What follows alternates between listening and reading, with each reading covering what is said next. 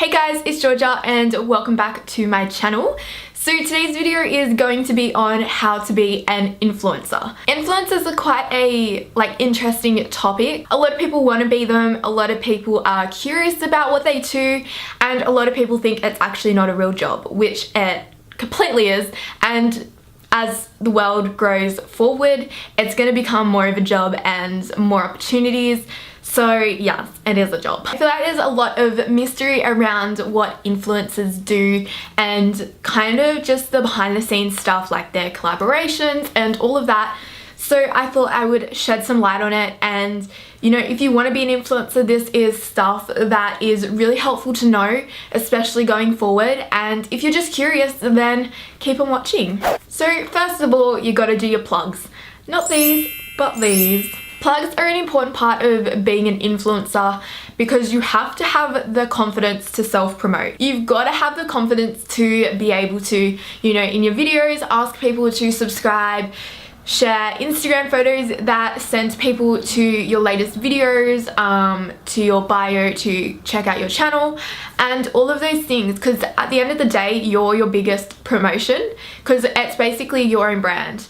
You are the brand and you need to promote that brand if you want to get it out there and so that people know what's going on. Companies use TV commercials and we use our platforms that we have to promote. You want to cross promote, so if you've got a new video, you want to share about it on your Instagram, direct people to your Instagram from your YouTube. Speaking of, if you aren't already, don't forget to subscribe to my channel, and if you want to check out my Instagram, it is at Cate for more of Mwahhhhh.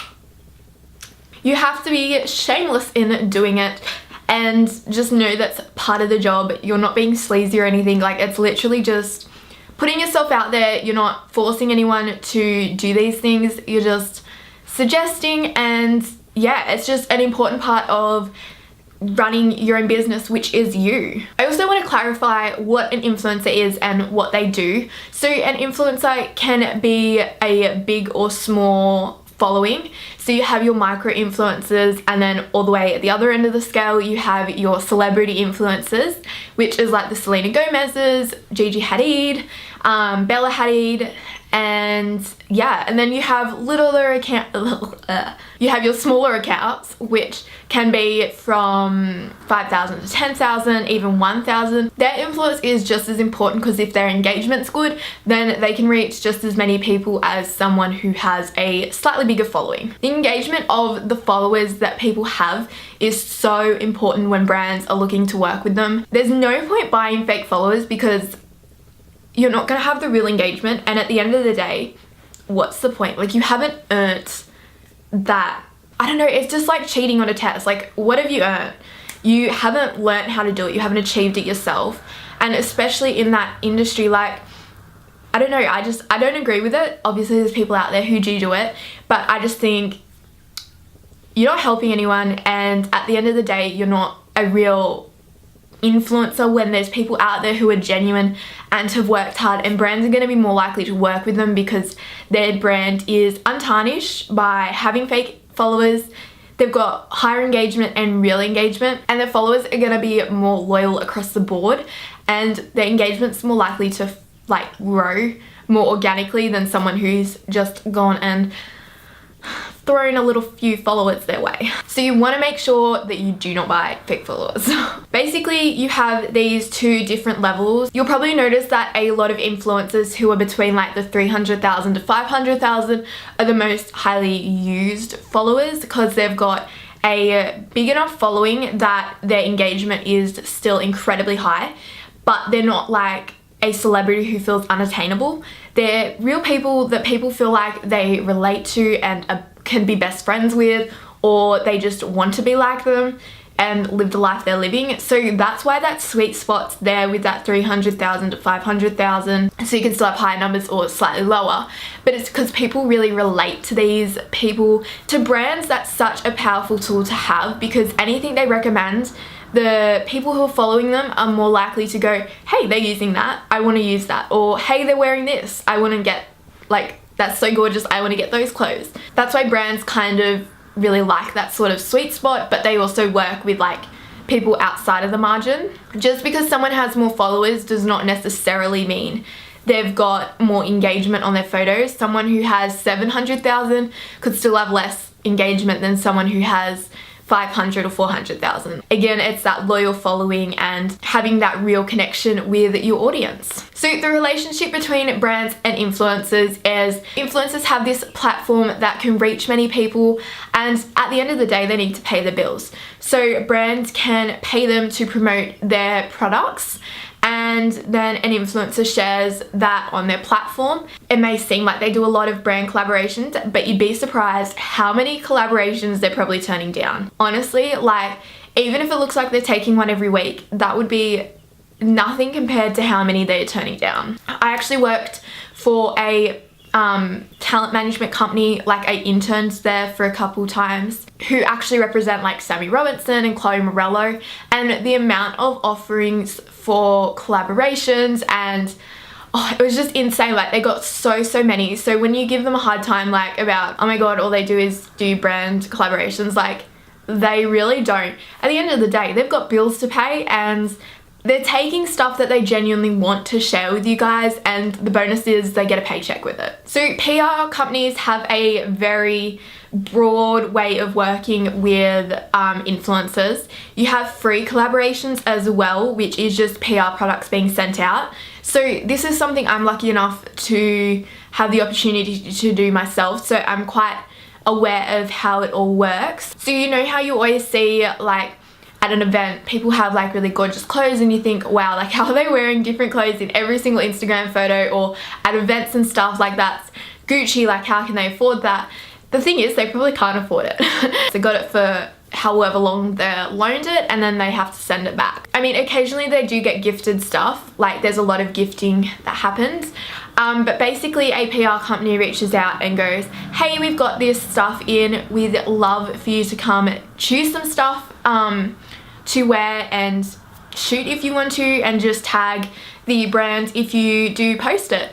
So it's not a pushy, oh my gosh, you have to post this. It's just, hey, we're sending this to you. If you like it, then feel free to share it. So that is how that works. There's also where you can work side by side with a PR company, and this is what I do, and I get to have a look at some of the new stock. So I get to go in and pick out some clothes that I like and want to shoot, and then sometimes I get to keep those clothes, sometimes I take them back. It just depends on what they are. So yeah, so that's a really cool way for influencers to keep creating the content they're creating, and to just have access to a variety of different clothes from different brands they like. And yeah, because at the end of the day, influencers are creators. They're like singers, they're DJs, they're artists, photographers, they're just people that know how to take good photos. Like, influencers are creators, and anyone who says they don't have a talent, like, the stuff they do behind the scenes is insane. Like, to be able to constantly take good photos 24/7, and then to have like an Instagram feed that all goes together, have a photo up every single day. Sometimes people, a lot of them have multiple photos up a day. That just goes over my head. I don't even know. I struggle sometimes with just getting one up every day. Like, hats off to them for being able to do that. And then, you know, the ones that are doing video, they are editing, filming, have the lights set up. There's a lot that goes on behind the scenes, and the stuff they're doing is sharing their passion and something they're good at with the world, and that's why people follow them and how they become influencers, because people like their art. Instagram is a form of art. YouTube is still kind of a form of art. Like, you're putting together a video, sharing a story, and it's almost like a mini movie of their life. Does that make sense? Okay, so PR trips. I feel like this was a better spot I should have just filmed in beforehand, but anyway. So PR trips are a very controversial topic in influencer industry. And I mean, it's controversial from the audiences because they feel like influencers are just getting sent on these trips, and of course they're gonna say good stuff about the products. So a good way to think of it is, imagine that every brand is there for an interview with influencers.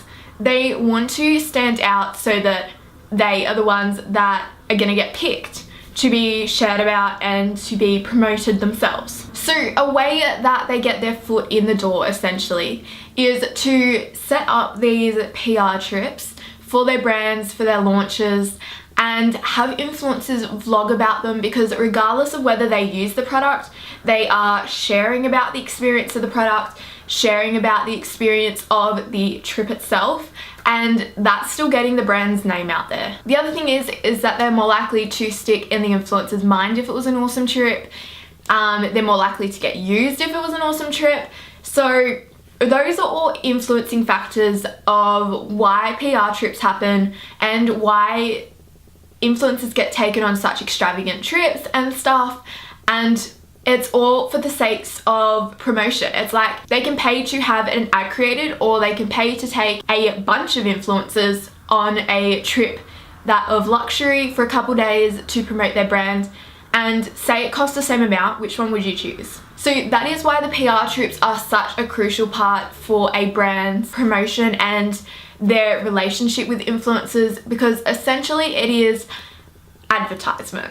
Advertisement is a whole part of this industry. It is basically what influencers do. They've got this platform, and to make their money they are a form of advertisement. And this industry for advertisement is going to grow. It is only starting, and as technology keeps continuing to change, it's going to get only bigger and better. I was actually reading somewhere that with the iPhone X or something, I think it has like augmented AR, like augmented reality. I love that word, augmented. But they were saying how that's going to start changing the way influencers work as well, because you'll start to be able to try products in real time, like virtually. So you might be able to try the clothes on that an influencer's wearing, or you might be able to do virtual meetups with your influencer that you're following, like all these things. And as I was saying, like as technology changes and continues to grow, these sorts of things are going to get more popular.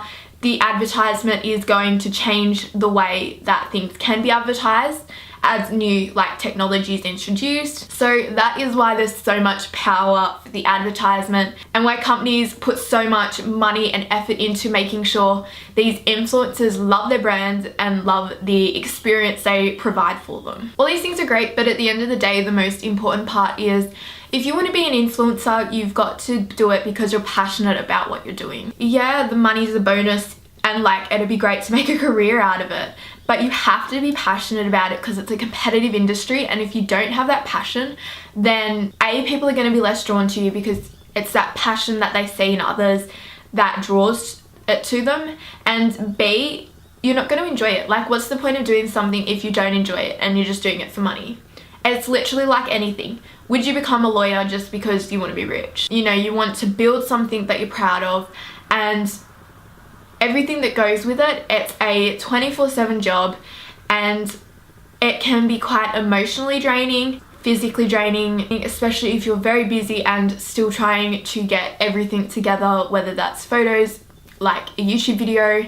Don't disregard it as an easy job and a quick way to get rich, because there's a lot more than you would think that goes into it. But if this is something you're serious about and you want to do, then go for it. Nothing's stopping you. You can do anything if you put your mind to it, and just be real, share your story, share what you're passionate about, and you can do anything, honestly. Sky is your limit. I hope you guys enjoyed this video and it like made sense and everything. If you have any questions, then let me know down below in the comments, and I'll answer them on my Insta story, which is at GeorgiaKateK. If you liked it, give it a thumbs up and subscribe to my channel.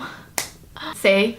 Plug, plug, plug. But seriously, thank you guys so much for watching, and I hope you have a fabulous day. Bye, my lovelies. Mwah.